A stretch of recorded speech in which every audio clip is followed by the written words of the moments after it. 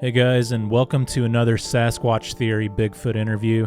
On today's episode, we have David from Oklahoma, and he wanted to share his Bigfoot encounters that he had in the past, and they are certainly some terrifying ones that he experienced.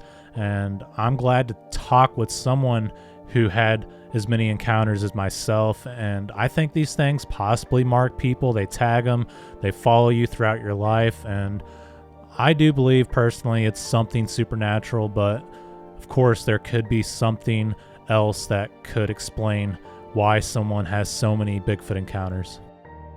Maybe it's our scent, maybe it's a pheromone that we put out there and the Sasquatch are more attracted to it, or it possibly could be our aura. Maybe they can see our auras, and science has proven that animals can see auras, and possibly the Sasquatch can as well. What is your theory on why the Sasquatch follows certain people around? Let me know down in the comments. I know a lot of people have mentioned that they're demonic and supernatural, so that could possibly be an explanation. I know that the demonic can appear as a supernatural creature or being, and sometimes you can't even see them, so it's really difficult to gauge that, but I think anything is possible at this point. I hope you guys have been doing well out there, and I really do appreciate everyone for supporting the channel. Sometimes in life, things don't work out how you planned, and you just got to keep pushing through.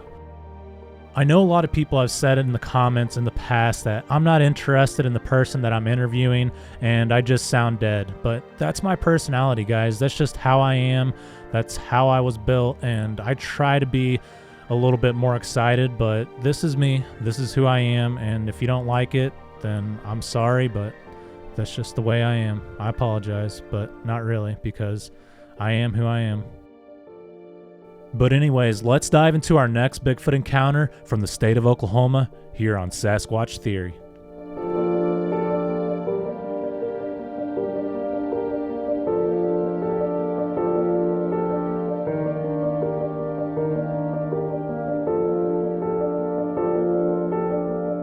David, welcome to Sasquatch Theory. How are you doing today, sir? I'm doing great. Miguel, how are you? I'm doing excellent. Thank you so much for asking. David, if you would, tell me a little bit about yourself, where you're from, and your Bigfoot encounters and experiences from the very beginning, please. Okay, that's great. My name is David. I live in Oklahoma, uh, kind of around, if you will, the Tulsa area. I can say that much. I've had multiple encounters and experiences, and I have two wonderful sons that'll come and play later. And everything started when I was very young, actually, about 12 years old. To let everyone know, I've had 3 heart attacks. The last one was a heart attack stroke. So dates are really hard on me right now. And I'm just now able to remember a lot of stuff. And I decided to get a hold of you because, you know, after you have 3 major heart attacks, you just don't know. And so it needs to get out there. There we are. Yeah, I'm sorry to What hear about happened? that. Yeah, it's part of life. What happened and how a lot of this started is I was always outdoorsy, even at a young age. And my dad came up with a brilliant idea because he was worried about me because I would just disappear to the woods and it scared him. He decided to develop 40 acres outside of town as a housing development. And he built this just stupidly huge home. And there was a lot of woods around it. And he was hoping that the pond out back and stuff would slow this down for me. It didn't work because off to the south was a huge hill, very wooded. And at the age of 12, when we moved out there, that was just too much temptation for me. There's just nothing but woods. And so the first few nights when we finally moved out, everything seemed to be cool. And then one night I was sitting there and I did a lot of artwork and something walked by the window.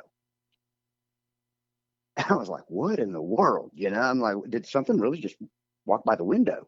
And so I'm like, okay, I'm crazy, whatever. A couple of nights went by, same thing, something walked by the window. So I finally was like, okay, I went to get my dad. I said, hey man, I think somebody walked by the window. He was like, what? And I said, I think somebody walked by the window.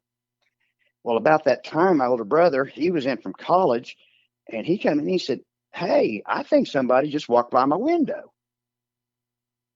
So Dad called the police. They came out, they did their little cop thing. And this went on for a while. And about 3 months after that, I had just turned 13. And the walk by the window, my brothers both went back to college. And that's when we heard the slap on the house, the bang on the house. And to describe why it was so easy, not just because this thing was pretty big, is my bedroom at the time stuck 7 feet out from the house. The roof went over and declined to the edge of the house at least a foot from the ground. It was a special built house. And when that thing walked by, I know now, it hit the roof. And it was loud. I come flying out of bed and I greeted my dad. He said, did you slam the closet door? I said, no. I walked by the window and hit the roof. Okay, cops out again, blah, blah, blah, etc. And so this went on. That the slapping didn't happen a lot. And time went on. I would spend a lot of time in the woods, the mountains, Colorado, New Mexico, the mountains of Oklahoma, hiking. I was into it big time.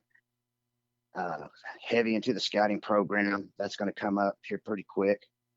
I was roughly about 15. We go a little further in time here, is when I saw the first one. Me and a friend, we'll call him Bob, and we were hiking to chow at the scout ranch. And these two guys were coming towards us, and we turned, and I can't give you much details except it was black. All right. Picture the sun go at like a 10 o'clock, go to a 12 o'clock. There was the Sasquatch. And we were down 30, 35 yards. I was the first one to see it when we turned to talk to these guys. And I was just like, what? No, is that a bear? That's what I was thinking. And my friend Bob looked at me and he looked up there and he goes, oh my God, what is that? Well, these other two guys turn around. I never didn't know who they were. And they saw it and they took off running. And this is when I got freaked out. I wasn't really scared, but it did kind of freak me out. This thing watched these dudes run. Well, my friend Bob was fixing to take off, and I grabbed him and said, don't run. I mean, if there's one thing my dad taught me, don't run when you encounter a predator. It's just, it'll come after you.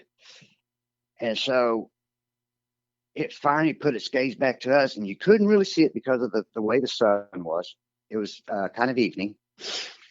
And all of a sudden, a large group of campers were coming down the trail at us, and this Sasquatch just looked up the trail. I mean, literally turned its head a little bit, looked up the trail, turned back to the wood line at an angle, like at, I got you the 10, 12, at about a 130, walked into the wood line and just kept on going and faded into the wood line. That was freaky. But the worst part about it is that night, me and Bob, we were in our tent. We were studying for the next day, a test, and we heard something walking up to our tent. And I could tell Bob was a year younger than me. You could see him just going into a panic attack, and it came to his side of the tent, and he just basically crawled over towards my side, and you could hear the thing breathing. It wasn't like, like it had asthma or anything. You could hear it breathing. And then it sounded like it did a real loud sniff, and it's night, and that's when my friend let out the most blood-curdling scream you could have ever heard. I mean, it was loud. And in the mountains at night, this thing echoed everywhere. And so everybody else was down by the campfire, and we heard real quick, what in the hell is that? Now, a lot of these guys, I still do know, they don't talk about the incident. They refuse to. And that's cool. That's cool. They knew exactly what they just saw. Everybody ran up to our tent to make sure we were okay. And they had one of I think somebody drove down the road and stopped. I don't know who it was, but was checking to see if everything's all right. I mean, you just had this blood curdling scream like someone was being skinned alive out in the middle of nowhere. No cell phones back then. This is the 80s. This was like, I think in 83 or so. Like I said, time is really hard for me anymore. And I'm sorry about that, guys. So the next morning, we had to talk to some forest rangers. They wanted to know exactly what we said because me and Bob decided we're not telling anybody what we had saw, period. No ifs, no ands, no buts. Not these two other guys. No, it didn't work out that way. They spilled their guts to everybody, and we were talking to the forest rangers and two guys in suits. And these guys started really grilling us bad. All you saw was a bear, and we were like, I was like scared to death. That scared me more than looking at the Sasquatch on the hill there. Luckily, our scoutmaster was very bright and walked over, and he started backing these guys down. And what happened on that is what these two guys didn't know is that troop that I was with, everybody in their family was very well to do, very well connected. And that didn't work out for those two guys. And we got to do talk to some people. And that's when we had one guy tell us that they were becoming a problem. And this was in front of me and my dad, like 2 weeks after that incident. And you should have seen my dad's face. It was like, excuse me? He said, they're becoming a problem. And I'll never forget that, dude. I was just sitting there thinking, wow, okay. And so as time went on, the things around the house kept starting. Things were misplaced all the time. No big deal. The shadow kept walking by the door or the window, excuse me. And I was roughly, I think I just turned 16. Yeah, because I was fixing to go to Philmont Scout Ranch. I had some obligations because after I saw that thing, my camping days were over. Even still today, I will not go camping overnight. Never. When that sun starts going down, I'm headed for the house. And you'll figure it all out here in a little while. But Shirley, Dad's wife, one of them, he'd been married multiple times, said, come here, David, come in here. And so I came in the bedroom and we had a cat sitting at the window and the window was open and she was growling at something. And this did scare me. She said, go see what it is. I was like, man, I don't know. Because like I said, we'd been seeing shadows. And about that time, the cat took off running. And about a 5-foot log by 12 inches come flying through, took out the entire window. And called the cops. They came out, they saw it. And that was trippy. Honestly, that was really trippy. And I realized real quick, I was ready to move out of that house. I started staying at friends' homes. I didn't feel safe out there when I got back from Scout Ranch. Spent the summer out there, actually. And got back home. Let's see. Yeah. And nothing really happened after that. I was 17 or 18 when this next thing happened. I was a counselor at a church camp, which, by the way, I am an ordained minister. Not perfect, but I am. And I was heavy into the ministry. And it was a church camp of little kids. And it was around that same area. Go figure. We heard the girls screaming. And we were all guys, a bunch of us guys, counselors. We were standing there looking, and we saw somebody take off running back into the woods. And I stopped everybody from chasing him. I said, no, don't chase this dude off in the woods. And a friend of mine that we went into ministry together, he said, no, we need to get this guy. And I was like, no, man, don't. Nope, that guy was running way too fast. We'll never catch him. He's black. It's never going to happen. And so we went with flashlights and started looking, This window is at least 7, 8 foot in the air, and it was looking directly in the shower at these girls. And so that triggered us to have guards for the rest of the week. Police came out often, and the guy had a dog, and this was funny. He was talking about how bad this German Shepherd was, and the dog was acting weird. And I said, "That dog's acting weird." He said, "No, that dog's ready to get after." And I said, "I'll tell you what, you let that dog go, and I can guarantee you it's going to run straight back to your house." He let the dog go, and guess what the dog did? Ran straight back to the house. And he said, "That dog has never done that." And I didn't want to tell him what I thought it was. And I didn't want to look like a nut. So that's what the dog did. Church camp's over. Time goes on. I ended up joining the Army. I wanted money for college. I get back home for my dad. He was going through a divorce, and he needs someone to take care of him. And he wanted to sit out on the back porch in this house, and there's still nobody had developed out there, so it was still bare 40 acres.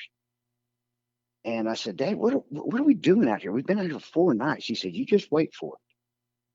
I was like, "All right, whatever." And I think on the 5th, 6th night is when we heard the first roar. That's the first time I ever heard one of these things roar. And my dad was very shook up. I could just look at him and tell he was very disturbed. And I was kind of shocked. I was like, "What is that?" I mean, I've been an outdoorsman, maybe I'm only 22, but I, know the outdoors. I know mountain lions, ran into them. Never heard anything like that. And Dad said, "What is that?" I said, "Dude, I have no clue. I don't have a clue what that was."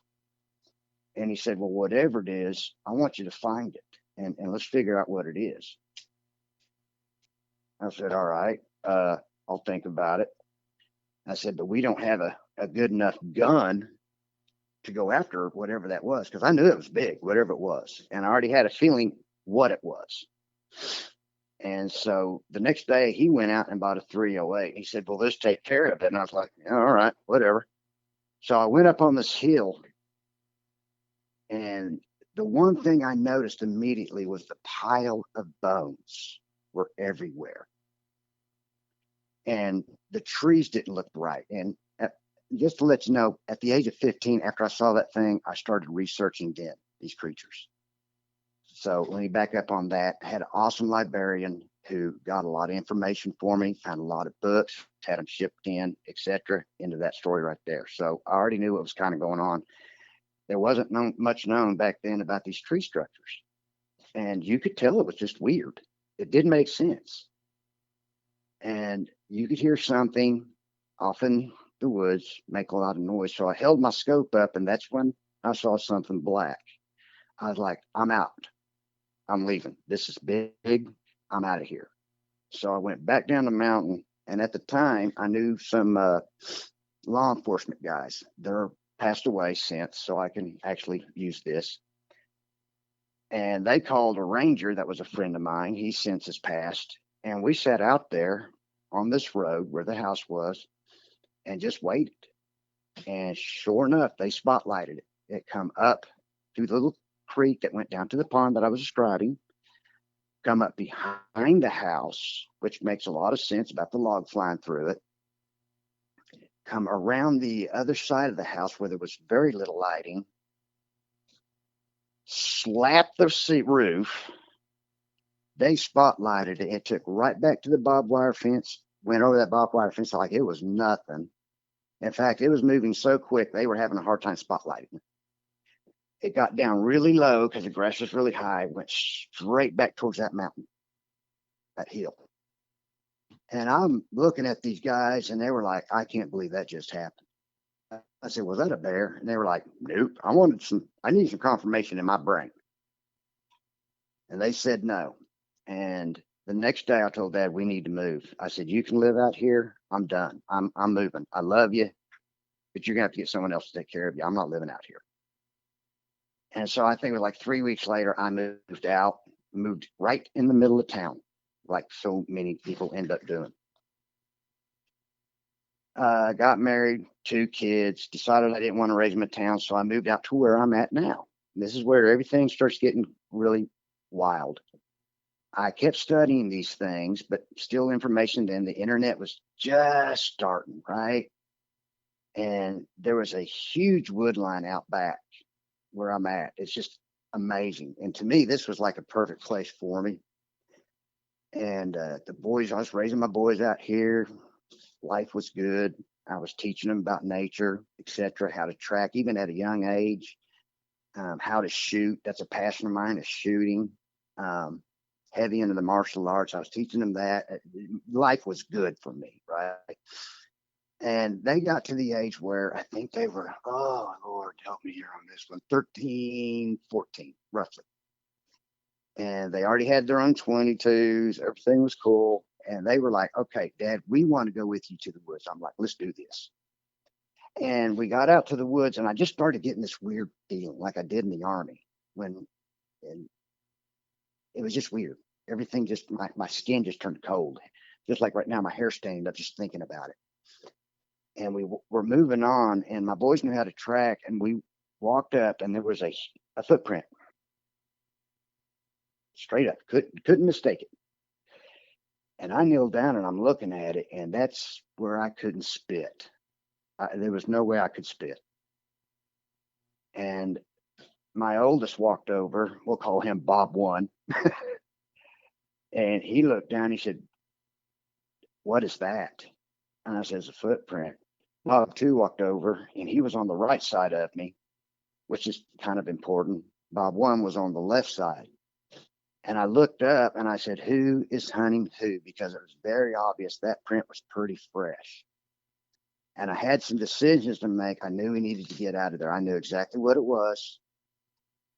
We had less to go in front of us than we did behind, if you will. So I figured, okay, we're going to walk right down this makeshift old road, and we're going to get out of here. We started down it. And so now let me give you this situation out there. This is like old strip pit stuff. There was a hill about 30 foot, and it was a very steep angle, 25-foot angle. Very difficult, very hard to go up. Me and Bob 2 went up at one time. And then on the other side, same drop, but then it drops at least 20 foot easy. And off to if you're standing on top of, off to your left was a swampy area. And then to our left was nothing but heavy brush. And we got to that area, and I stopped. I realized real quick, my spider senses, if you will, were going off. We're being watched. And I stopped. I'm like, oh God, we're in trouble. This is bad. And we all 3 looked up just in time to see her. A brown female Sasquatch with kind of dark gray face. It screamed at us because I think we shocked her just as much as she shocked us. Okay. She went down that hill, down that 20-foot drop, took off across that swamp. And before I could do anything, I reached to grab Bob 1, and he was gone. I looked, he was gone. All you could see, he was booking. He should have went to track. He was moving that fast. He broke every rule I ever told him. Don't run, blah, blah, blah. And I looked at Bob 2, and he's shaking. And he said, was that what I think it was? I said, yeah. He said, can we leave? I was like, yeah, let's go. Because I could hear it, and it was starting to the point where it could parallel us or flank us. And so I put him on the other side of me, just a little ways in front. That way I didn't walk off and leave him, because Bob 2 is a little bitty guy. He's like 6'1" now, but he was just a little bitty, and I wanted to make sure he was safe. I have no idea where the oldest was. And so we're moving, and I'm looking over in that area because I know we are in trouble. At least I thought at the time we were. And I was more worried about my kids than me, obviously. We get to the point where there is a bridge. There's an old abandoned bridge built back in 1918. And how we know that is there's an inscription on the bridge that has the date. An old railroad bridge. Come to find out that was an old brick factory. Neither here nor there, but the bridge does come in play. When we saw the oldest, he had his rifle pointed, towards that wood line. He was shaking, but he was there waiting on us. And so we get there, and I said, all right, let's go. We're out. Let's go. We had a good quarter mile to get to the house. It seemed like it was 20, and we got home, got all the gear off, and I said, guys, I know that was a really messed up experience, but let's have a campfire tonight and let's talk about this. We need to review this, because I did not want them to have their whole life ruined for the woods. You know what I'm saying? And it did get ruined. They have never been to the woods since. If they go fishing, it's somewhere where it's no more than 20 foot from a road. I mean, they're done. And they're 30 and 28 now. They still haven't been to the woods. And that night we were sitting by the campfire, and off in the wood line, we're talking 150 yards. You could hear the crushing, the trees breaking, and it didn't let out a scream. It didn't let out a roar. It was more like a moan almost. It was letting us know it was there. The fire was about 50 foot from the house, and by the time I reached around to grab Bob number one, I could see the back door closing. He was gone. And Bob number two was sitting there, and he said, hey, old man. I was like, yeah. He said, you got your gun? I was like, yep. He said, can we go in? I said, let's put out the fire first. And we put out the fire and went inside. That is when I had been wanting to buy an AR. And the next day, I went and bought an AR. I knew this could become a problem.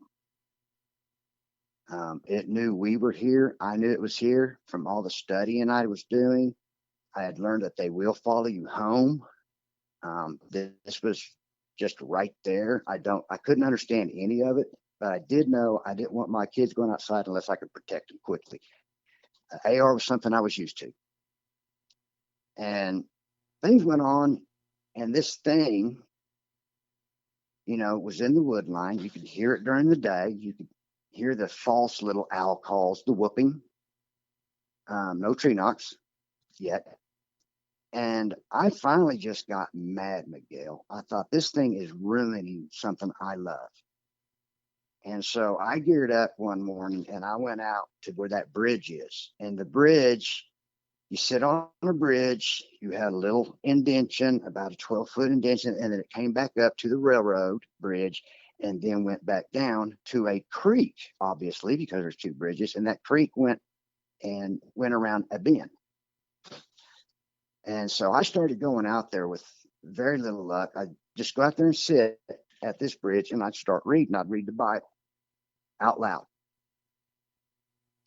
And I was really tired one day, and I fell asleep. And this is where it gets a little weird. I woke up and I looked around, and it was about 30 yards, and you could see from about lower rib up. She was looking over that hill at me, and she was red hairs. You hear the feminine red hair thing, dark gray skin. But the one thing I noticed is she had a brow line. Her nose wasn't that wide, and her lips, were thin. She did have hair on her face, completely covered in hair. The reason I know she was female is because she, obviously had the female parts. They weren't like Patty, but she wasn't that broad. And it started occurring to me, I was trying to stay as calm as I could. Inside, I was freaking smooth out. Oh my God, there it is, right there looking at me. And all I could do is I lifted my head, I'm staring at it. It starts kind of going back and forth real slow. And I said, hello, how are you? Aren't you a pretty girl? Exactly like that. When I wanted to go, oh my God. Yeah. And after that, I just kind of glanced away because I heard something off to my right. And I thought, okay, we're not alone. And when I came back, she had went down, hit the creek, and went around the bend. Um, I got my stuff, and I had to think about what just happened. So I made it home, and I decided, okay, it didn't get me. It didn't hurt me. It looked more curious than anything. Oh, one thing I wanted to tell you, its eyes. Its eyes. I don't know if it's the way the sun hit them, but they looked almost like a brown brindle. A brown brindle. It was really interesting.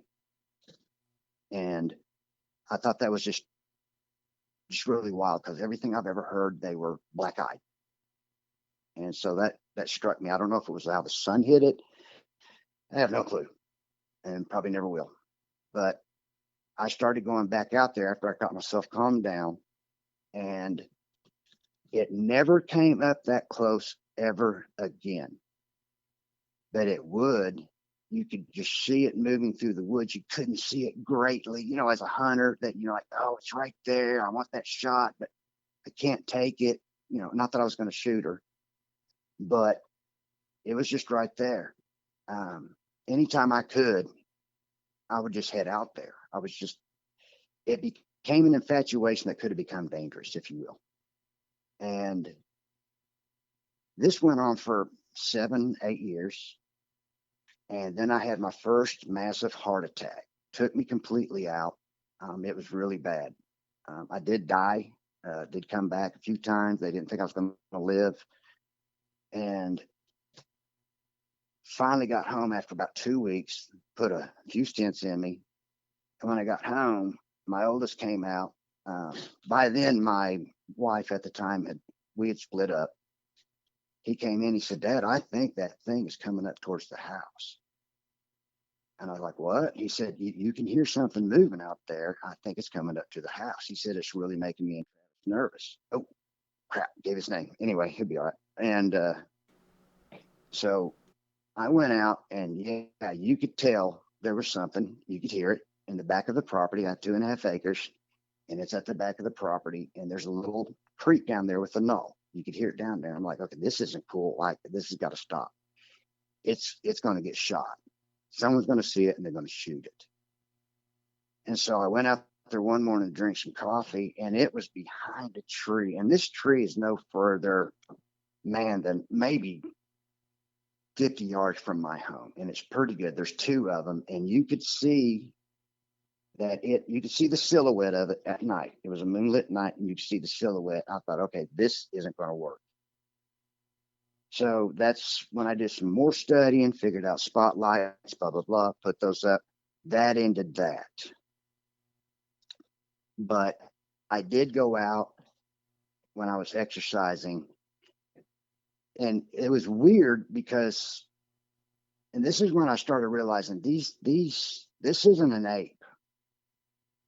Because that was intelligence. It was coming looking for something had changed in its life.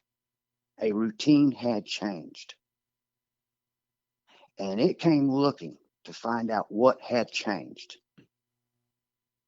And that was the conclusion I came with. And this has happened in 3 other times. One with somebody I know. Bigfoot is a wonderful thing to me because that's how I met my girl now. But something had changed. It was very obvious. And it was time to cut that off. And that's why I put up the spotlights. I quit going down there. That eventually did fade. I don't know what happened to her, which is fine. I did notice over the years the growth. You could tell she was getting bigger. So I did finally come to the conclusion that what everybody says juvenile. I don't know if I was blessed or cursed with that whole thing, but it really threw me into a tailspin of research then, that studying. The internet has just come out, and talk about amazing. I was learning things leaps and bounds. So that actually happened on that deal. A few years later, I did have another heart attack. I had to change jobs. It was becoming a problem, which was cool because this job gave me some more freedom to do stuff. And like getting in the woods, and the times I went back there was no signs that she was there anymore. She was gone. I did start another job, and that is when I met Super Chick, as I call her. I didn't want to have anything to do with her. I had kind of a bad attitude towards women because of divorce. If you've been through a divorce, it just absolutely sucks.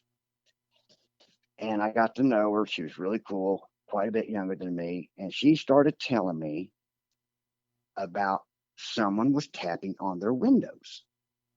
I was like, what? She said, something is tapping on my windows. I'm like, okay, that's weird. And I'd already starting to like her, really get some feelings for her. And I was like, okay. And then she said something hit the house. And I said, okay, would you mind if I came out there? And she said, yeah, come on out. And so I came out and she showed me where she heard the hit. I looked around and first thing I started noticing is the cows out where she was at acted really, really strange. They were just odd acting, like they were on a defensive all the time, if you will. And so I said, can I stay out here late at night?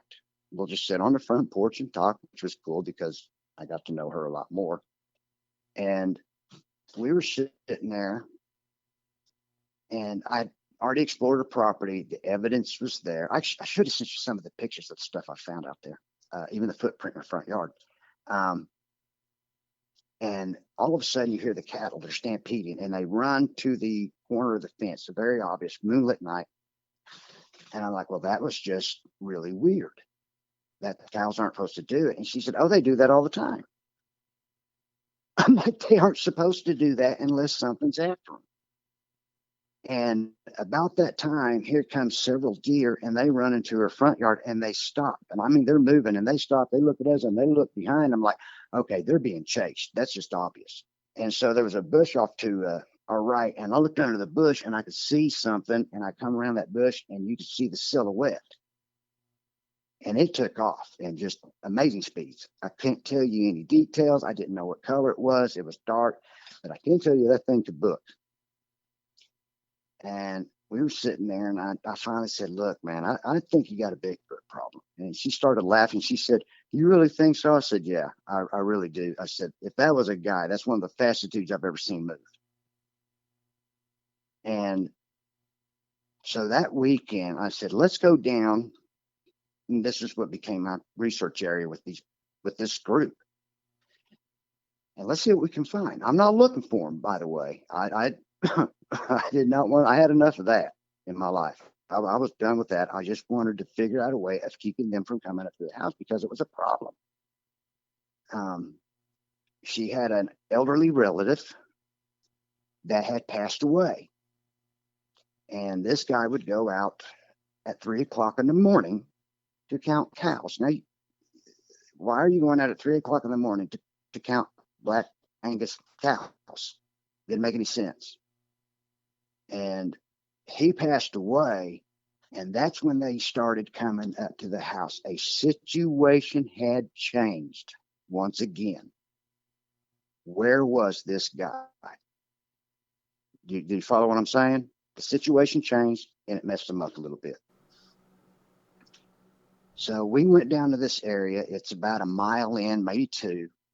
And as usual, I'm off trail. And I've got this girl with me. And we walk into this area, and we walk by this big, huge briar bush. It's humongous. But when we walk in, coming out of that briar bush was a very large deer, a big buck. And it's close to hunting season. It's probably is hunting season. I was impressed by the weather. It was so nice. It was like November, if I remember right, close to that. And it come out of the bush and was coming at us like, oh God, the beautiful rack on it. And it does a little dance back and forth. And then it just took straight off to the north. I was like, that was crazy. I thought that was just so awesome. And so I asked her to stay behind me, at least 10, 15 foot. And so we get up, and I told her to stand right by that bush. And she is like 4 foot from the bush. We just walked by it, and I come around the corner to where this kind of tree line was. Same thing. Another deer ran out, not as big, had a pretty good rack on it. It did the same thing, did a little back and forth and took off. And I'm like, wow. And I turned back, and standing right before me was a brown one, a male, big, 8 foot at least. And it didn't scare me. It definitely spooked me. I was like, whoa. And I know I had to look like, oh my God, a Sasquatch. But the thing is, on its face, it had the same look I did. It did not expect me to be there at all, nor did I expect to run into it. We stared at each other for a good 10 seconds. Both of us just like, I mean, you could tell it had facial expressions like, oh my God. And so it looked one way, looked the other. It finally turned and it bolted. You know, I've always heard about the cartoonish speed of these things. It went through some of the most thickest brush you could imagine in seconds. It went 200 yards, screaming, yelling, acting all crazy, right over a hill. And I'm like, oh my God. And that kind of twisted me up. And so I turned to girl, who luckily didn't see it because the way the trees were. I can take you to a map later if you want of the area and show you. She didn't get to see it, which was really cool because I don't think she would ever gone back to the woods with me. But when I turned, that bush she was by just started shaking, violently shaking. And all I had on me was a 9mm. I wasn't expecting this. And I knew immediately what was in the bush. I pulled my pistol, the 9mm, and I said, don't do it. And the bush stopped shaking. And you could see what it crawled to the back of this bush, leave the bush. Now, the grass at the time was like, when it went into it was up to my chest. And you could barely see the back of this thing when it bolted straight south. There's some irony to this in a second. It bolted, it went into the swampy area that we just passed and got in the woods, and that was it. And it was making some noise too. But in the meantime, you can still hear this other one in the distance. I was like, okay, we got to go. So I put her to the left of me, and I said, we're leaving now. We just interrupted something we shouldn't have. And I wasn't worried about getting hurt because if it wanted to kill us, they had us. Bottom line, they had us. There'd have been nothing we could have done. That 9mm would just piss them off. So we started out, and I knew we're safe. But here's the problem, man. We had to go directly the same direction that second one went. We had to go directly south. And that was really, I was like, oh no. You know, I'm scared. I'm worried for her. I could care less about me now. We get back off out of the woods, back on this trail, and we start back south. And I'm just looking everywhere. And then I hear something off to my left. And about 50 yards out is one creeping through the woods. It's paralleling us. I'm like, oh my God, we are in a world. We got problems. And I thought, this thing has us. And I knew not to run. And we got up the hill, got to the house, and we were sitting on the porch drinking a Dr. Pepper. When actually I don't drink, but boy, I sure could have used some whiskey. And I said, did you see what I saw? She said, I didn't see what you saw. And I told her what had happened, what came out. And she said, so that's what's coming up to the house. I said, yeah. I said, we need to take some precautions. So I brought her up some guns that would definitely, if they got stupid, would protect her. When we were coming back, so I don't forget this detail, this is crazy. She said, you know, my granddad always said one thing. I said, well, what's that? He said, never come down here at this time at night and always bring a large rifle with you. And I'm thinking, that is a little information I sure wish I would have known before we came down here. You know, I was like, oh my God. So we're talking about this, and she said, "Well, what do we do?" I said, we need to get a hold of your relative and put some spotlights up, and that should take care of it." I knew exactly how they were coming up. I've been doing this for a while. I've actually helped a lot of people even before this. To put some spotlights up. One of her uncles did that, and this is where I figured out they do. These people knew out there. They just didn't tell the women folk. And he turned, he looked, "Okay, I got the spotlights up." He said, "That ought to keep mountain lions, bears." And he looked at me and he said exactly this: "Or anything else that's coming up." And I looked him in the eye. I'm like, "Oh my God, they know." Talked to another one of her uncles, and he told me he had shot a deer on this property. It's big property. It's like heaven for me out there. I mean, beautiful woman, great people. Oh God, great people. God blessed me with these people through Bigfoot. Isn't that weird? He was telling me about a deer he knocked down. He went to look for it. No blood trail, nothing. He showed me where it happened and pretty much the direction it went. So I started calculating by the direction that went, the direction the one that just come out at us, to about where they're at. And so, unfortunately, I had my second heart attack. I was ready to go in. I'm going in. And that's when I had my second major heart attack. Damn the bad luck, right? Okay. Survived another one that I shouldn't have. 100% blockage, an inch on both front and right and left vertical. The Widowmaker was completely plugged, should have killed me. And that was really a drag because I knew where they were at. And so I get over the heart attack, and we went on a vacation to Red River, came back, and that's when some things really got neat. Went fishing in this huge pond that she has. It's almost a lake. It's just, this thing is just amazing. The fish were great too, by the way. And we were sitting there fishing, and all of a sudden, off to my left, I hear two whoops, distinctive. I know what they are. And I hear these whoops. I'm like, oh my God. And I'm starting to reel in. And this is actually funny to me. I'm reeling in. I just cast it out and I'm reeling.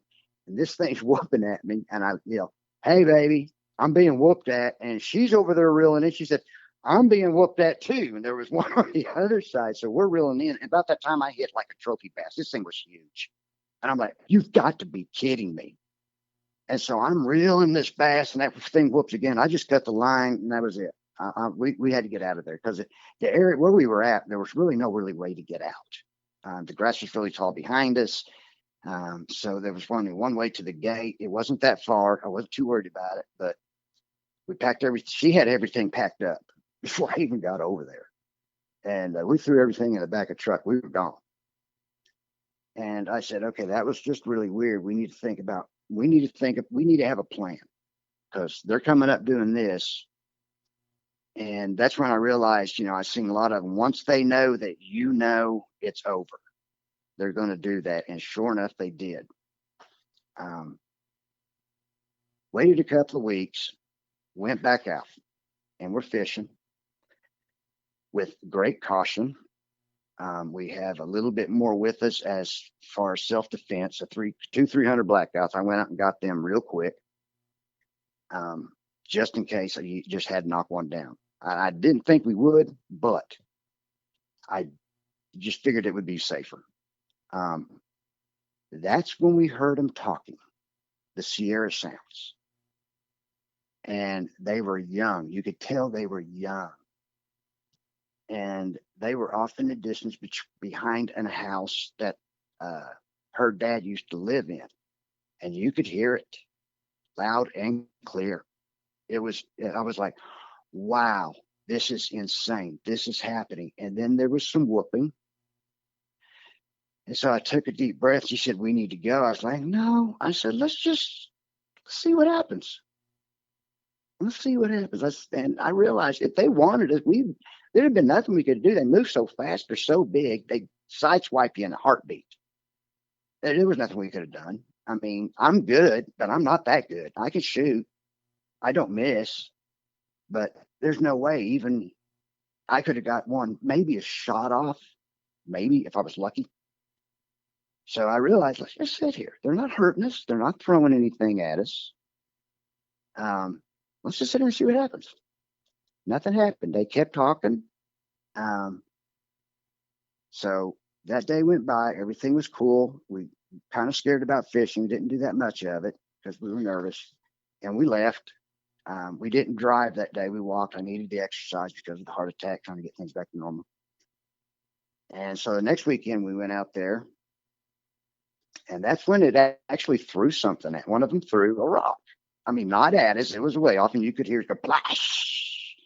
And I was like, okay, that was cool. It wasn't like a threatening thing, but they just threw a rock. I don't know why. Still don't. And so we stayed, and I walked. We're going to leave. I want to make sure I get the time right on this. And so I had to go to the bathroom. And so I turned towards the pond, and it's about 75 yards to the back of this pond, to give you an idea how big this thing is. And I'm going to the bathroom, and one ran.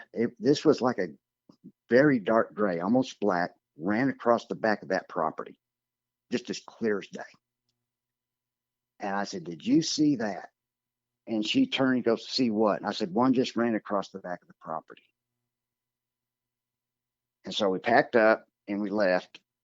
And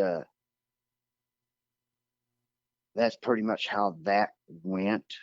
That's when I started doing more research down there. I started getting on Google Earth, definitely figured out some things. And that was 3.5 years ago. The first, when they came out at us, is 2, maybe 3 years before that. So I had plenty of time to study and look. It got to the point where they would just come right up. They wouldn't let you see them, which was drag. So it wasn't like a sighting, but it was definitely an experience. And the goal I decided to set was to see if I could come get them out and take a picture. I mean, don't want to drop one. That much is certain, because I started realizing right then we were dealing with a very intelligent species. Period. No ifs, no ands, no buts. They could think. They were self-aware. And so to shoot one would be, in my mind, almost murder. And that's how I feel about that. And what happened, where everything went sideways on that, is I did go on a podcast. This was 3.5 years ago. Told you everything I just told you. A guy was watching that lived near. He was a researcher, figured out where this was at, came down and started acting like a fool, ran him off, ended all the work I had started. They never came up after that. The good news is this last year, they have started coming back around. So this is probably going to work out. But I got out of it. I got out of the researching. I got out of field work. I dropped it all because on that podcast, I told this, and this is where I'm fixing to compliment you in a big way.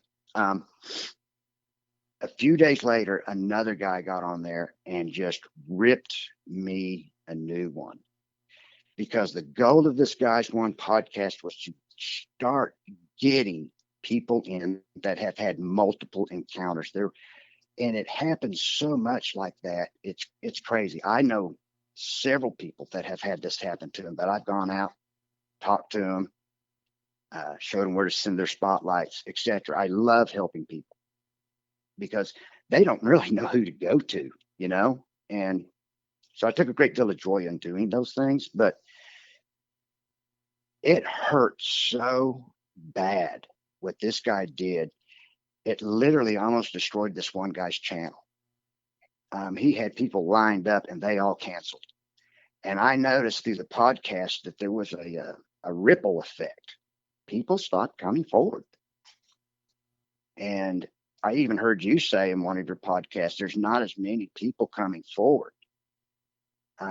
As long as you got people like what this guy did, people won't come forward. When you rip somebody so bad that they'll never come forward again. And so I was done, and I made the biggest mistake I ever made. Everything I had written down, everything I had researched since I was 15 years old, I started a fire, and I burned it. Every bit of it. I was so broke up and so hurt. I was done. Biggest mistake I ever made. I regret it still today. And because now it's starting to happen again, I can't physically march down to the area, so I'm fixing up a dirt bike that I can ride down there so I can start doing this again. Physically, I cannot walk that far. No, that's just the bottom line. I've only got 15% of my heart. So to get down there and get in trouble, I'm done. Dig it? And one thing I forgot is the one out back, how I would let it know I was here. I took 2 baseball bats with me, and I would hit them, and it would respond, and that's when you could hear it moving. Not a big detail. I just remembered that. That's how I would get her to let her know I was there. And just a small thing on that. I really don't do much of the wood knocking. I've heard it. It is kind of freaky, you're whacking the crap out of a tree, you're like, whoa, dude. The whooping is awesome. Just the other day, we finally told her dad what was going on out there. And he was like, what? And he told me, he said, that's what the old man was. And he stopped. Well, come to figure out, his old man knew about these things, about these beings being out there. And so he heard one 3.5 weeks ago, 4 weeks ago, down in that area, in the area where I think for sure they're at. It was not a scream. It was one of those loud roars, like a howl. And he described it perfectly. I was like, wow, okay, at least it's down there. I got that on Google's maps. The area is still not touched. So if I can get a couple of people to go with me, make sure I stay safe and I can get out of there in case things go sideways, I will get down in there when I get myself in a little bit better shape. The only thing I really regret is I did burn all the notes, all my research, and I shouldn't have done that. It's a big disappointment. I should have thought and sent it to someone like you, because I've always listened to your podcast. I think you are right on what you're doing. You get boots on the ground. You stay safe about it. You don't get crazy. You don't take off running through the woods, which can end in bad. I've heard a lot of bad things happen for people that do that. If you watch this Missing 411, it's pretty obvious that they could be very responsible for some of these people missing. And so I have researched everything from the Nephilim to the Anunnaki. You name it, I've looked at it. And those are the major things that had happened in my life with these Sasquatch people. My bottom line that I finally came to a conclusion on is that they are a type of primitive people, very intelligent, with abilities that are very not understand physically. Obviously, their physical abilities are insane. I don't know about the orbs because, like I said, I don't camp anymore. And I'm going to tell you another reason why I don't camp. This was recent. It gets nighttime, I'm done. I do not go out. That night that we saw that one, there was a door no more than 10 foot. Okay, I felt comfortable with that. But driving home, I was a nervous wreck. I was like, okay, don't run out in front of me. Don't hit my car. Don't throw a rock. I have a beautiful Camaro. Please don't hurt it, right?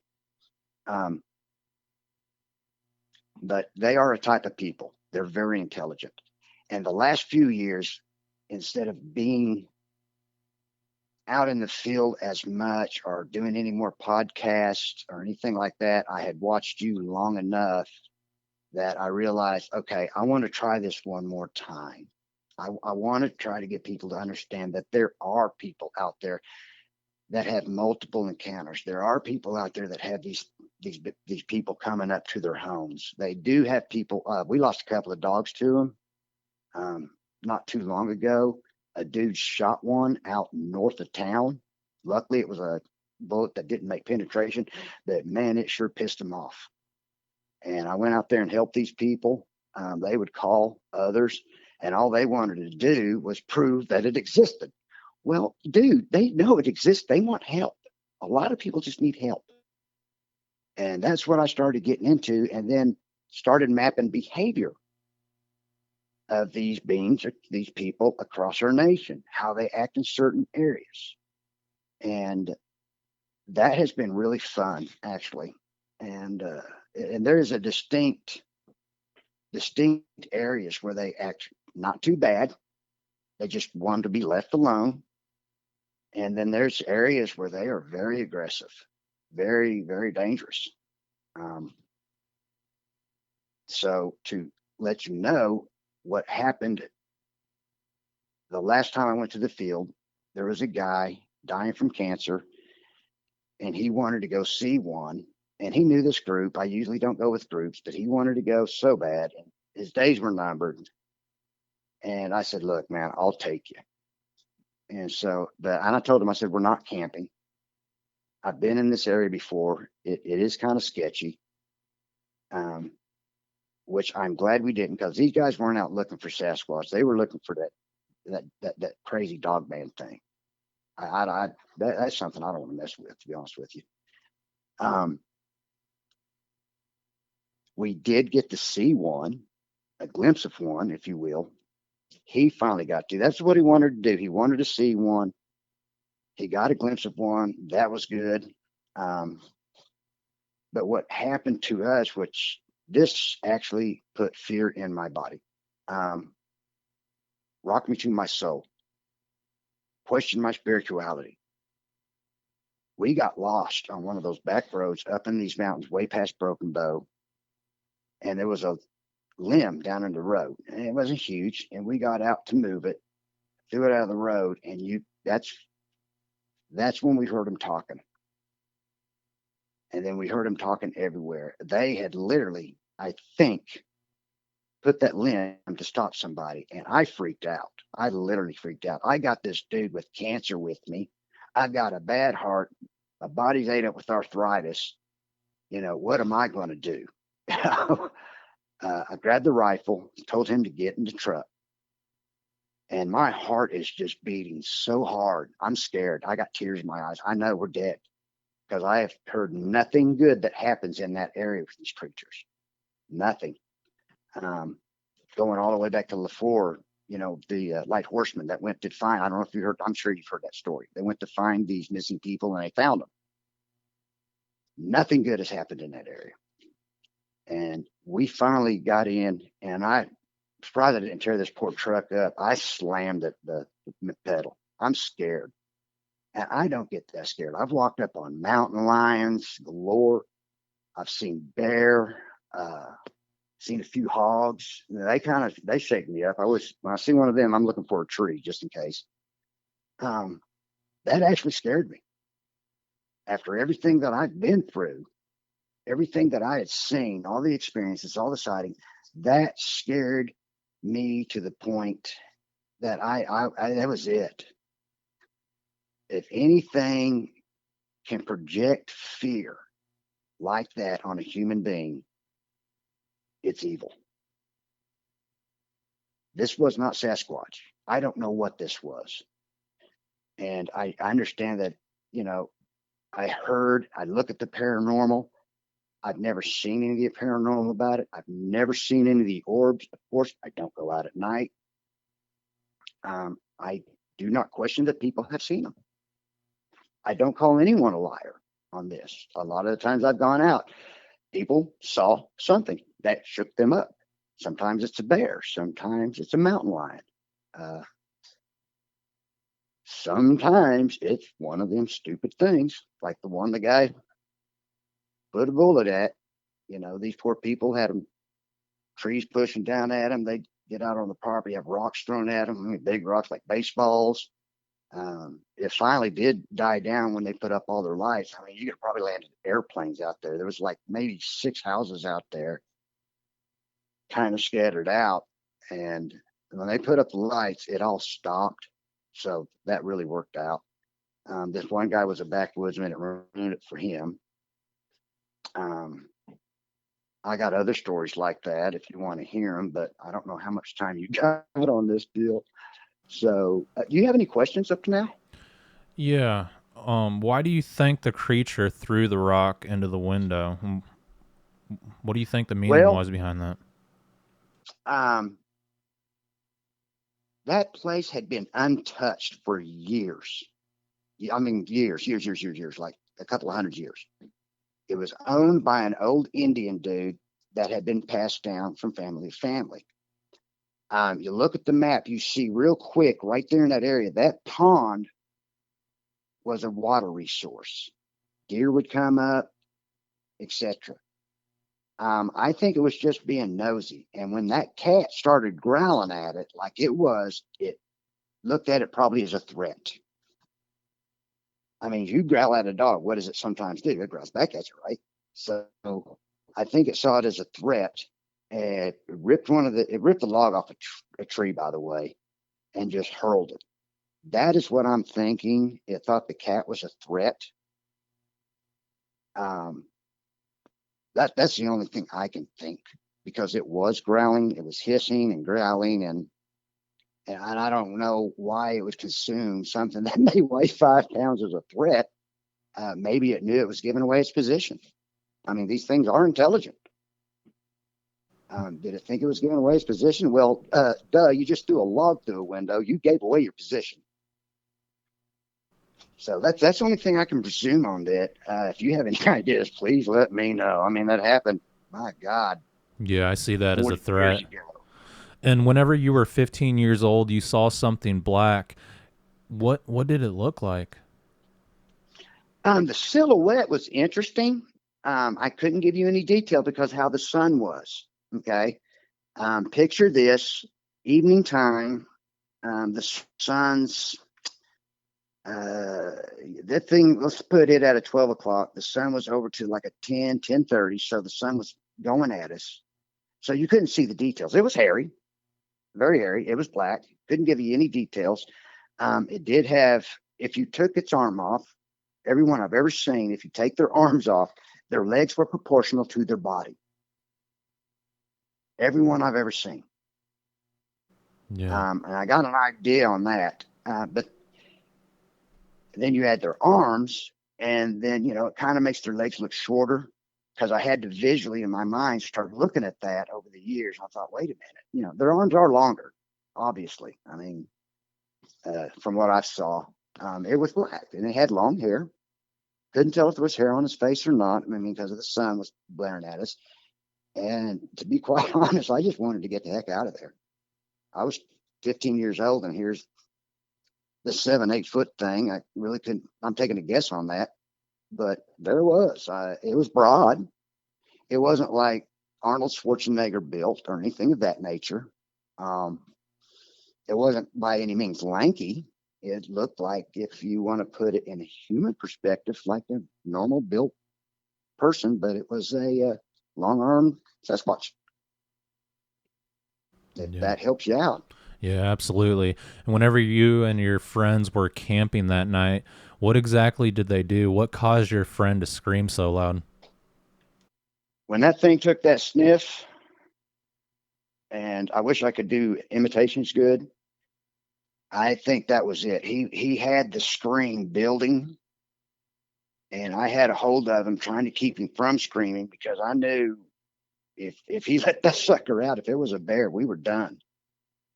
And I was scared. I think when that thing did that real loud, snorly sniff is what finally let him just blare. I actually think that's what did that.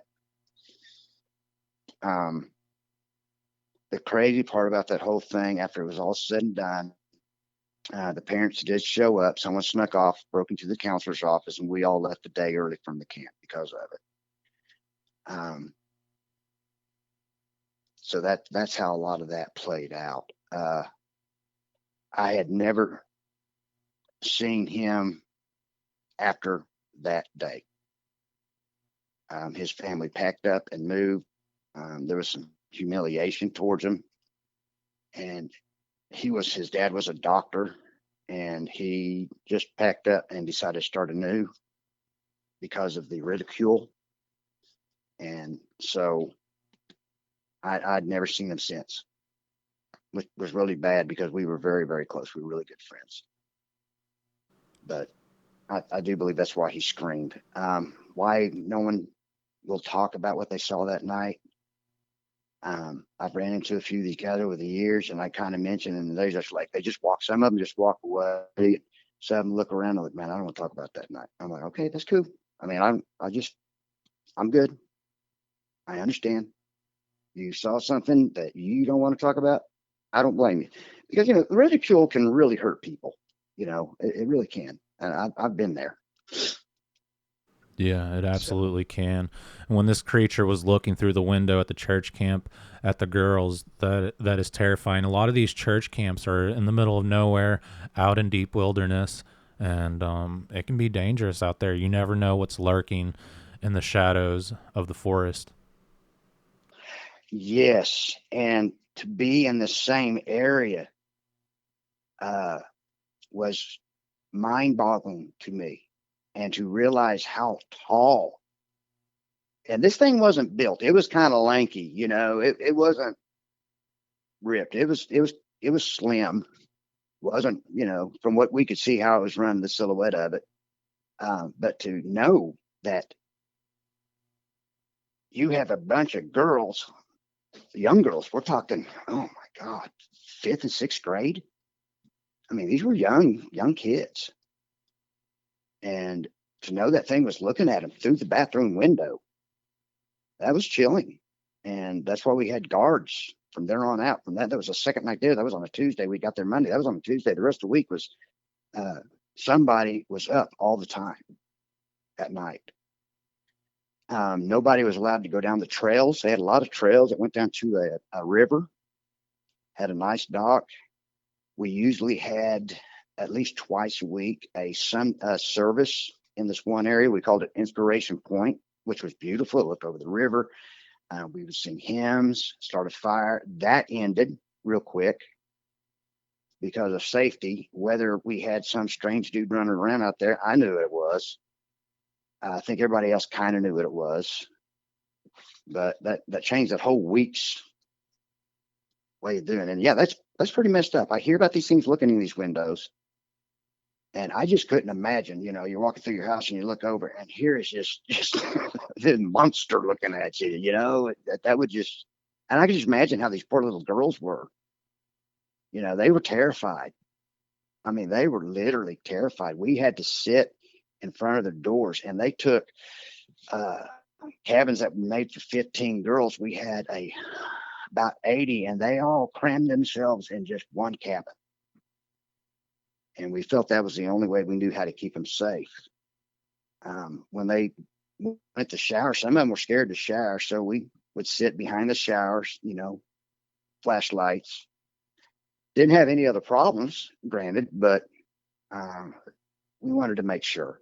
It was a very volatile situation. When they come up that close, there's a problem. That can be very dangerous, if you ask me. But that was a trip. That was a very big trip. Yeah, absolutely. And whenever your dad was sitting on the back porch, what did he hear or see exactly? He's never seen one. But he knew they existed, but he thought they were in the Northwest because he was a photographer. And he said, there is no way you could have faked that with that film. He knew everything about it. And he said, those things are real, but you didn't think they were here. So when we were sitting there and it would let out that roar, very much so like the Ohio Grassman.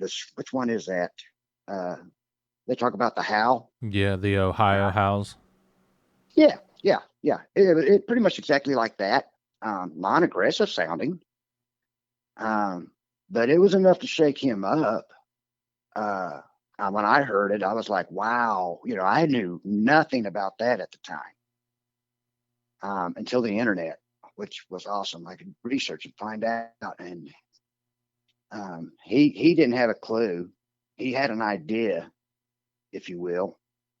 I was pretty much convinced. I had a feeling. I knew what it was. It's just okay. When I went up there, it was confirmed pretty quick. That's why I moved. I wasn't messing with that. There was just too many freaky things. Couple of things flying through your window really makes you think about where you're living. You know.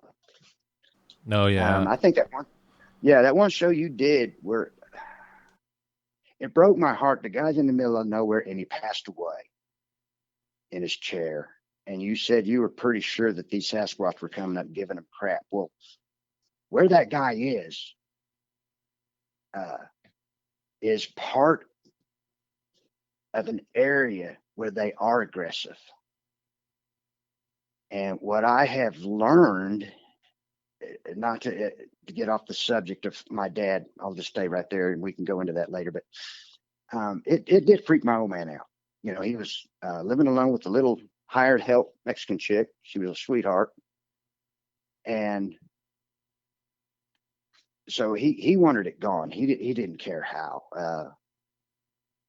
And after that, we put spotlights up. That did solve a lot of the problems.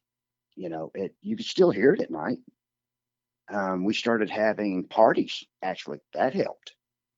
The noise, the confusion. You had cars parked up and down the road, people playing. 4th of July, we had that huge 4th of July party. You figure out real quick, you make a lot of commotion, a lot of noise. Man, they ain't into that. They're not into that. So he since did move into the middle of town. He had a lot of apartment complexes and he fixed one up for himself. He was very crippled. He had MS. And so he decided it was time to move into town. I was very happy. I didn't have that stress. So that's that on that. He refused to talk about anything after he moved. Always thought that was very odd. I mean, he refused to talk about it. And we're talking about a very intellectual man. And because my whole family is highly educated. And I just thought that was odd of him. A very brave guy, big dude when he was standing up. He stood 6'3". My brother both of them stood 6'2", 6'3". They're big dudes. And I come in at 5'8", weigh about $140, sopping wet. So that was a relief for me when he moved into town. There was a lot less worry, and which I did move into town. Now, where I live at now, just off the wall, if you, as the word is, the crow flies, from where I live now to my dad's home is 1.75 miles. And that really helped me map this area out. They're not aggressive around here. Dogs come up missing here and there, maybe, things of that nature, nothing horrible. There's been some cows come up missing. I saw your show on the cows. I've had a lot of people tell me, hey, man, we're missing a cow. In fact, while it's hitting me, we had a cow drowned out at Super Chick's house, and it'd been there. It was cold, icy. That it was last winter, and something, obviously, probably know what it was.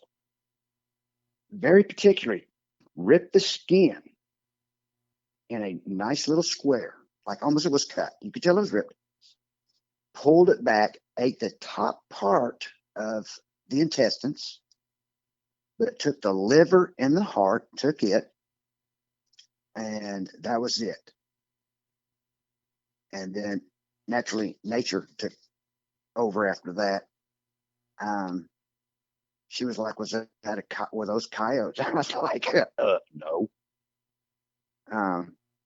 Later, let's see. Oh God, trying to get a time here, Miguel. I'm sorry. No, you're fine. She shot a pig. Okay, I'll send you a picture of the pig. Okay, I'll send you everything.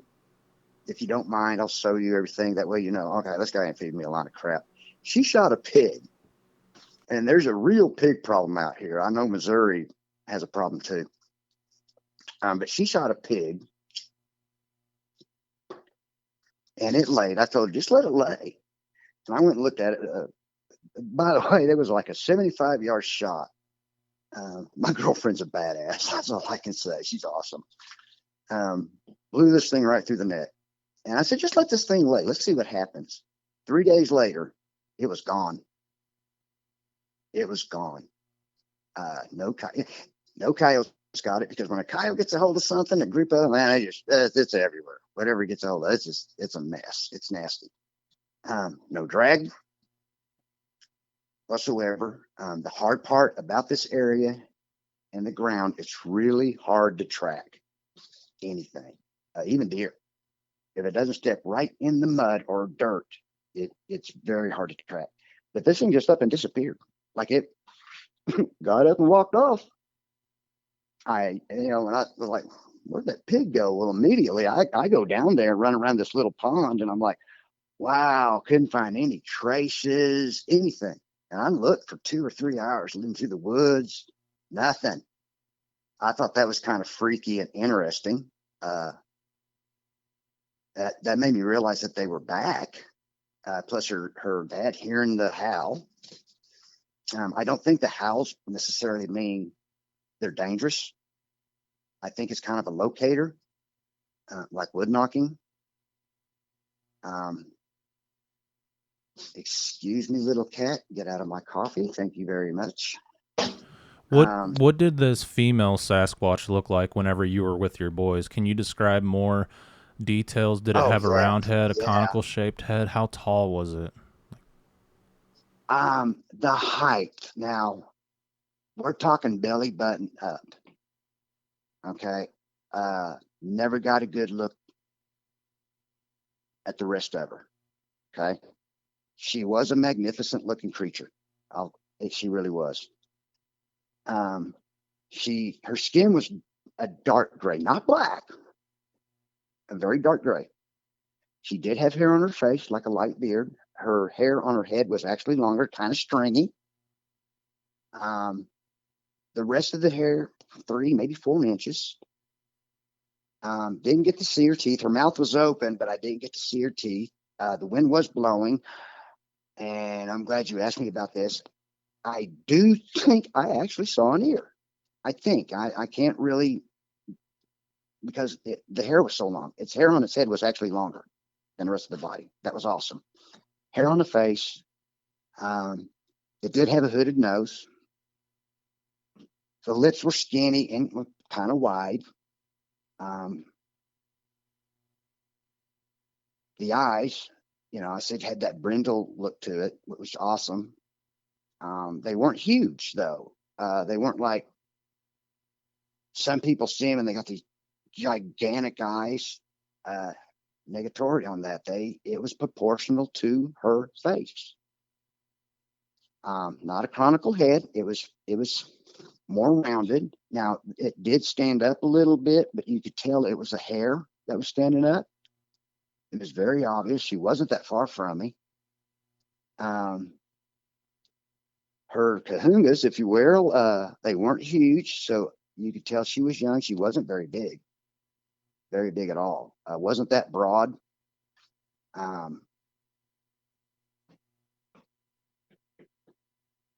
Arms were hairy, chest was hairy. Like I said, I couldn't see any further down than that. Both times, you could tell it was the same one. I mean, it was just right there. That second time, I really was able to get a look. That's why I'm able to tell you everything. Its skin, though, it looked tough, right? It did look kind of tough. you know, it wasn't necessarily like smooth or anything like that, but you could tell it was rough. It was an outdoor thing going on there. No scars, no distinctive scars or anything like that. Um, the brow line was pronounced, but it wasn't like huge, um, which made me start thinking after seeing a lot of the drawings and descriptions of some people describe some small ones. I've heard some people say that when they see the little ones, their brow line ain't as pronounced. So I got a theory that as they get bigger, that brow line becomes more pronounced. Maybe wrong. I'm just saying, just putting that out there. If anyone has a good answer to that, I would love to hear it. There were no eyebrows, no eyebrows at all. It did have a little hair on its upper lip, not a lot. It was really stringy. No smell. The wind was to my back. I had smelled them before, but on that one, there was no smell. I'm searching my brain for any other details. It was really cool because it was a pretty windy day, and you could see the hair blowing. That's why I feel like that I actually saw an ear. Yeah, give me a quarter. I can flip either way. Maybe it was a bald spot. Who knows? But you could see the hair and the stringiness. It would blow in the wind. That was just really cool. The fear I had, not just super fear, but the shock kind of eased real quick when it settled down. When I said that to her, it was really weird, Miguel. You could just see she stopped shaking back and rocking back and forth. She just stopped. And it was just weird. It was like it calmed her, and her calmness calmed me down a little bit. Because I didn't know if I was going to get rushed. Where was mommy and daddy? These things were all running through my head. Things of that nature. But that's pretty good. I hope that's a good enough description of her. Yeah, it absolutely is, and I appreciate you for sharing that. You said that you saw another brown one. Did you already describe that?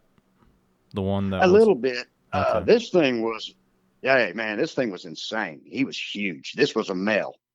Like I said, the grass come up to my chest. I can tell it was a male. I didn't see anything. How can I say this in case kids are listening to nothing hanging, if you will?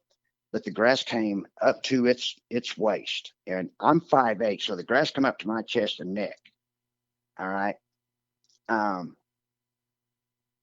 Its hair was more, not just stringy, but kind of mattyish. It wasn't like nasty, if you will. I mean, it wasn't something you want to go out with on a Friday night, but its skin was it was dark. It was really dark, almost black, very dark. Right.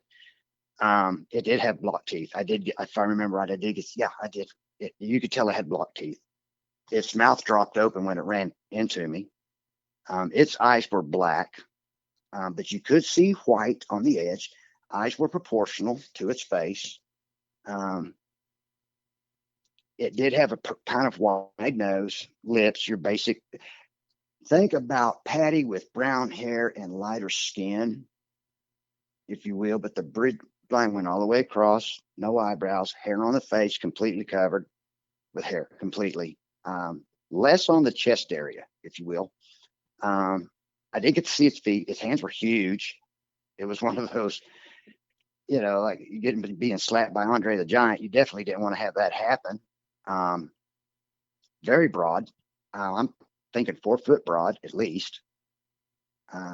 Give or take a few inches. It did have a neck. It was very muscular to a point, where you can tell it's just like Dusty Rhodes, the wrestler or linebacker, where it had a neck, but you're like, oh man, that dude didn't have a neck. Well, it did have a neck, very broad. It wasn't like super muscular. Wasn't like an Arnold Schwarzenegger, like I said, but you could tell it was very strong. No kind of 6-pack. It would have been hard to tell anyway because of the hair. Didn't see any ears, no eyebrows. I'm taking myself back to the moment. I got my eyes closed and I'm just reliving that. No conical head. Its hair on its head was a little longer than the rest of its body. We're talking about the same as you hear from a lot of people, 3 to 4 inches long. But you could tell there was grass and stuff like that in it. Leaves, you saw some leaves in it.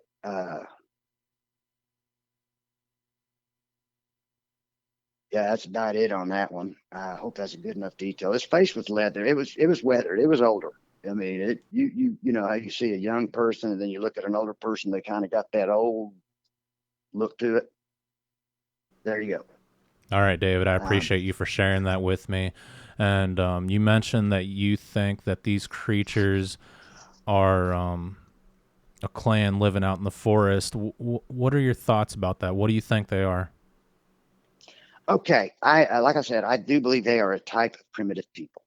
Okay, I really do. They are flesh and blood. I mean, when you see one, it's just, I mean, you've seen them. It's very obvious. I think they're a whole lot smarter than what we give them credit for. A lot of these guys give them credit for. I don't think they're an ape after seeing those two very closely. I think they live in family groups. Right now, I suspect that there's 3 family groups out there for sure, just from studying, maybe more. But like I said, I've been tracking behavior patterns and things of that nature. So if you go from like Eufaula Lake to the back part of Muskogee, up maybe 15 miles from the Arkansas border, just kind of do like a little nice turn and go on up. They're not that aggressive. I mean, they've ran people off. Don't get me wrong. They have ran people off, but not horribly. But when you start getting over into the mountainous area is where I've heard reports. They get kind of ignorant with people. Screaming at them, throwing stuff at them, scaring the living daylights out of them, running you off, and some people running them off. Where if you get up down towards the Smoky Mountains, Virginia area and stuff like that, the more south you go, the more aggressive they are. You go through that area, and then between New York and there, they're not as aggressive. They're going to get as far away from you as they possibly can. They don't have nothing to do with you in those areas. Missouri seems to be the same way. You'll see them looking at you, and then they turn and do what? They bolt.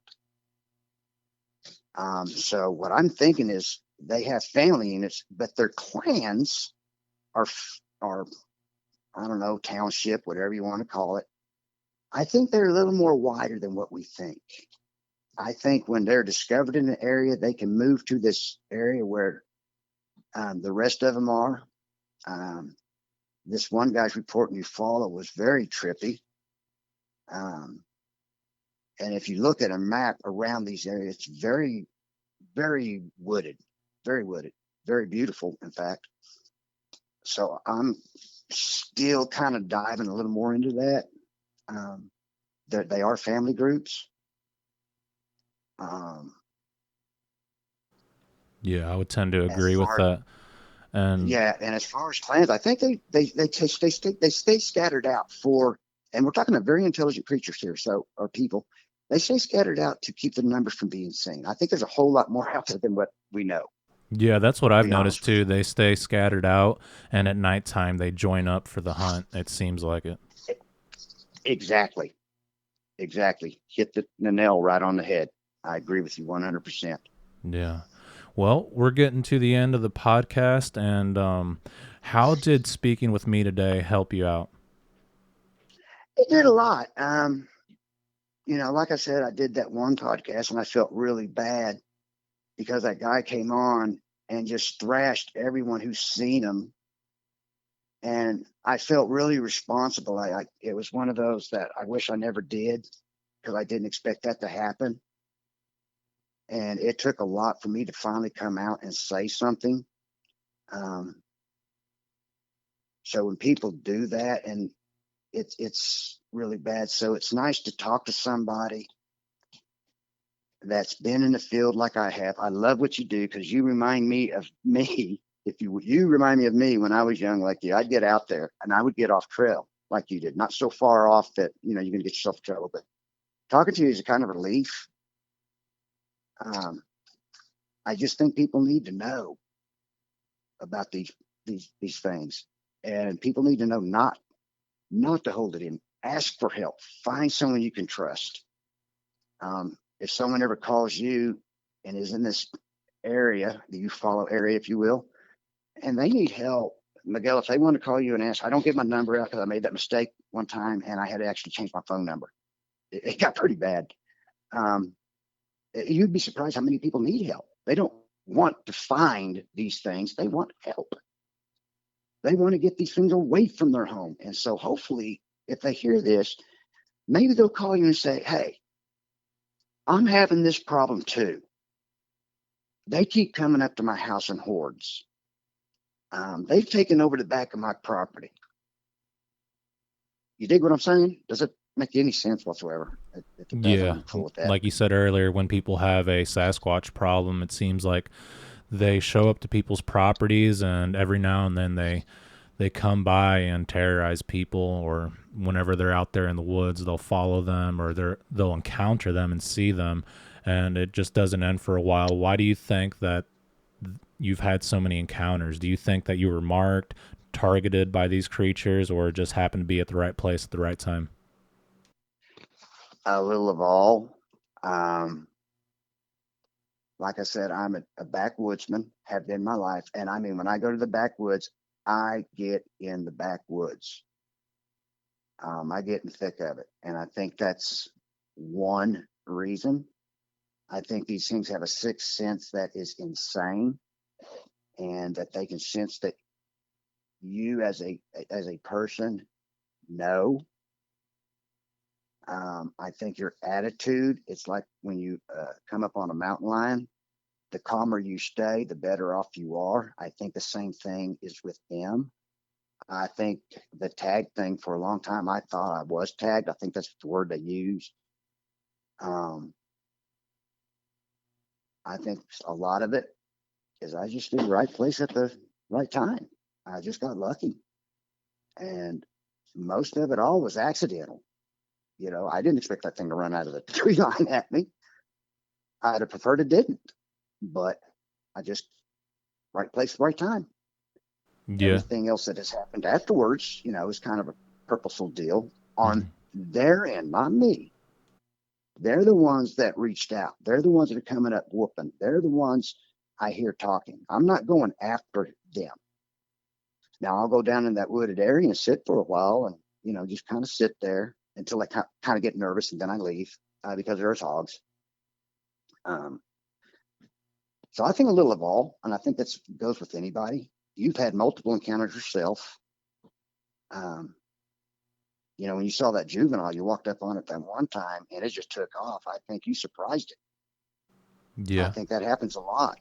I, A lot I of the think so stories too. They're highly calculated creatures, but every now and then they mess up, and I think they get distracted. Yeah, well, they're basically a people. They're out scavenging for food. Young ones are looking at rocks, clacking rocks. Kind of that deal right there. But you got any more questions? I mean, I've told you about everything I know. Of course, you hang up the phone, you're like, oh God, I forgot to say this. You know how that goes. But Yeah, no, I understand, and I think that pretty well covers your encounters, and I really do appreciate you for being a guest on the show and contacting me, and it really means a lot. If you have more things happen in the near future, feel free to reach back out, and I'd love to hear about it. yes, I do. Get myself in shape, getting the motorcycle. I'm going to start doing this a little bit more where I'm safe. I can't put, obviously, myself in jeopardy because of my heart. So if I can find these pictures, I'll send them to you if you don't mind. And really love what you're doing, Miguel. I really do. You're helping a lot of people, and that means a lot. Well, I really So, appreciate that, and I appreciate your time. And yeah, you enjoy your day out on the bike, and yeah, just be safe out there in the woods, man. I really appreciate everything you did today, and I know the viewers do as well. yeah, you stay safe in the woods yourself, dude. All right, David, you take care, and I will talk with you later, my friend. All right. Thank you, bro. Have a good day. Yeah, you too. Bye. Bye-bye. All right, David, thank you very much for being a guest on Sasquatch Theory, and I really appreciate you for sharing your Bigfoot encounters with all of us, and it truly means a lot. For some reason, I really enjoy the Midwest Bigfoot encounters, and I'm from the Midwest, so it makes sense, and that doesn't mean that I don't like to listen to Bigfoot encounters from the mountains or the areas in Florida. I just really enjoy the ones from the Midwest, and it makes me feel like I'm able to understand more about the Sasquatch whenever I hear these encounters. But in the long scheme of things, it doesn't matter if you hear a Bigfoot encounter from Alaska or the Himalayan mountains.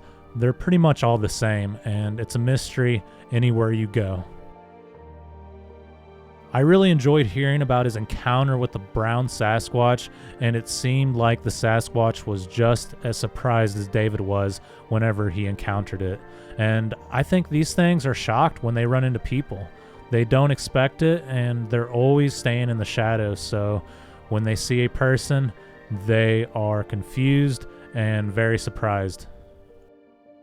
I've heard a lot of Bigfoot reports coming from church camps. A lot of these church camps are out in the middle of nowhere, out in the wilderness areas, and it seems like these things are attracted to little kids, so that is frightening. But yeah, I appreciate everyone for listening today, and everyone who shows their support in the comments. It truly means a lot. And until the next one, take care, everyone, and be safe out in the forest.